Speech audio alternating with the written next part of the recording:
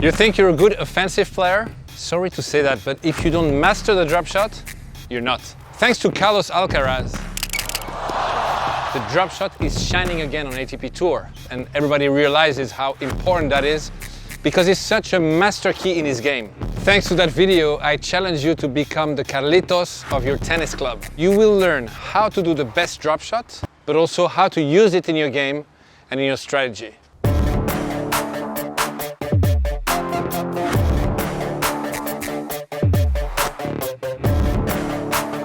As you understand, you need to have the drop shot in your toolkit. And one of the reasons for that is that it makes you much more unpredictable. To win a match, you need to destabilize your opponent. You cannot be predictable. There are 3 dimensions in the court. You need to use the 3 of them.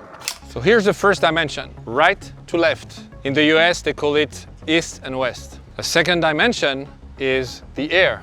You can have your opponent play over the shoulder or under the knee. That's the second dimension. And the third dimension, what we call north-south, is forward, backwards. You need to use the 3 dimensions when you play a tennis match. And you'll see that the immense majority of the players use only one dimension, the east-west one. And think about it, it's quite easy for your opponent. There are 2 options, cross-court, down the line, that's it. It's kind of easy to anticipate you, easy to read you. And as you understand, when you introduce the north-south dimension, it becomes much more difficult to anticipate and to read what's going to happen. Not only it brings stress and uncertainty to your opponent, but also probably he will have to modify his court position, because if he's standing too far back, there is no chance he's going to get the drop shots. If he chose to be here, it's because he's comfortable. If he has to be closer, he'll be in a much more uncomfortable position.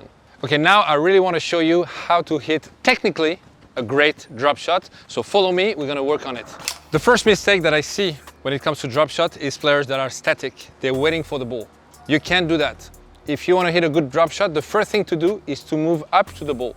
Go meet the ball. A good way to know if you did it well or not is to check at what moment you're hitting the ball. The ball comes from the other side, it bounces, then it goes up, and then it goes down again. The moment you need to hit the drop shot is when the ball is rising up. So it hits the ground, goes up, and this is where you should hit the ball to hit a drop shot. If you hit it on its way down, means you stayed, you waited for the ball. Okay, so as soon as you see the ball of your opponent is short, the first thing that you need to do, you move up to the ball to take it on the rise. By the way, I tell you that about every shot. I call it the magnet move, moving up to the ball. It's so important for every shot, and of course the drop shot. Go meet the ball. And one of the main reasons why I ask you to move forward and move up to the ball, do the magnet move, is because when you do this, you take time away from your opponent. Second, when you're getting ready to hit a drop shot and you start preparing, your preparation has to be exactly the same as if you would hit a normal forehand or a normal backhand. Exactly the same. So the opponent cannot guess you're going to hit a drop shot. So start preparing with the head of the racket above the ball, very important, you'll understand why. And when you get close to the ball, really at the last moment, you're going to make a grip change from your forehand grip, normal forehand grip, to a neutral grip. Forehand grip, neutral grip. So you're preparing a forehand, you're changing to a neutral grip, and then you're going to execute your drop shot. Forehand grip, neutral grip. You don't need your left hand. You can do it with one hand. Up, up, up, up. Check out the slow motions of Carlos Alcaraz executing the drop shot. You'll see that the racket at some point is not in his hand anymore for a fraction of a second because it's changing its grip from this one to this one, this one to this one. Now we're gonna get in touch with the ball. If it was a regular forehand, your racket head would go back to continue the preparation. But as it's a drop shot, you're gonna change the grip and your racket head is not gonna go back, it's gonna go forward. You're gonna go under, from above to under, which means you're gonna cut the ball. You're gonna make it turn.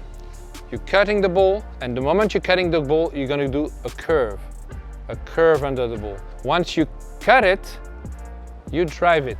It's a slow motion shot. Imagine that you have a little bird. You don't want to hurt the bird, so you're gonna just touch it here and go under, preciously.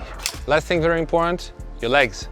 Once you're in touch with the ball, this back leg will go with your front leg together, forward, and end up in front of the front leg. Preparation, moving forward, change grip, drop shot, the curve, and I go. We go all together, hand and body. Together we go very slowly to hit the best possible drop shot. The drop shot is an offensive shot, so you can't hit a drop shot when you're not in an offensive position. To be able to hit a winning drop shot, it's extremely important to wrong foot your opponent. What does it mean? That means that as you have created a short ball and you move inside the court with a forehand preparation or a backhand preparation, your opponent expects you to attack him. As he does, he will probably move back, and even if he does not, he will probably put his body weight in the back and be on his heels.